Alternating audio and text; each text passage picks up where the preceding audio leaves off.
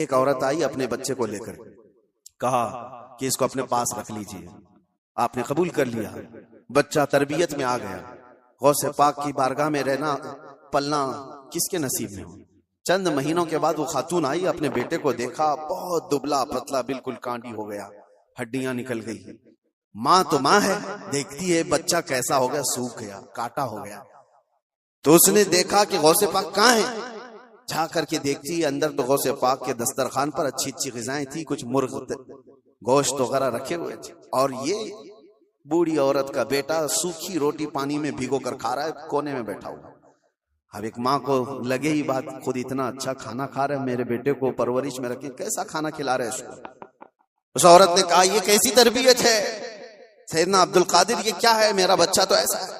آپ نے جواب کچھ نہیں دیا. تھوڑی دیر کے بعد کھانا ختم ہونے کے بعد ان ہڈیوں کو ایسے جمع کیا اور کہا قم باذن اللہ، اللہ کے حکم سے اڑ جاؤ. ایک مرغی پھڑ پھڑاتی ہوئی کھڑی ہوگی.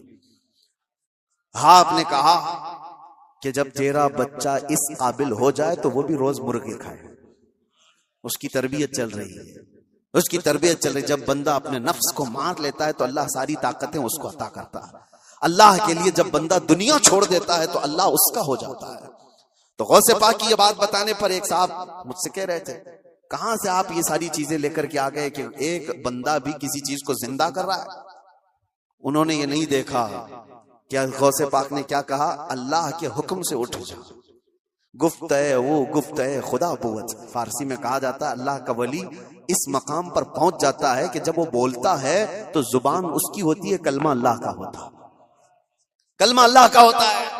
غوث پاک کی اس کرامت پر اعتراض کرنے والے، تمہیں پتہ نہیں مردوں کو زندہ کرنا، اگر یہ صرف اور صرف آپ یہ کہتے ہیں کہ اس کی وجہ سے شرک ہو جائے گا، شرک کا عقیدہ، اللہ کا کام یہ زندہ کرنا اللہ کا ہی کام ہے. لیکن اللہ اگر کسی کو یہ طاقت دے دے تو کیا ابراہیم علیہ السلام کا واقعہ قرآن میں نہیں ہے؟ 4 پرندے لے لو، ان کو ذبح کرو، ان کا قیمہ کرو، مکس کرو، 4 پہاڑوں پر رکھ کر کے آؤ، 3 پارے میں ہے.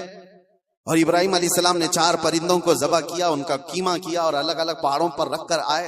اور پھر اللہ نے فرمایا ہر پرندے کا نام لے کر بلاؤ، ثم ادعوهن یاتینک سعیا. قرآن میں پرندوں کو جب سے ابراہیم علیہ السلام نے پکارا وہ اڑتے ہوئے آئے اپنی اپنی منڈیوں کے ساتھ، اور ادھر جو گوشت تھا وہ پورا جسم بن گیا اور سب کے سب اپنے اپنے منڈیوں سے جڑ گئے اور زندہ پرندہ ہو کر اڑ گئے.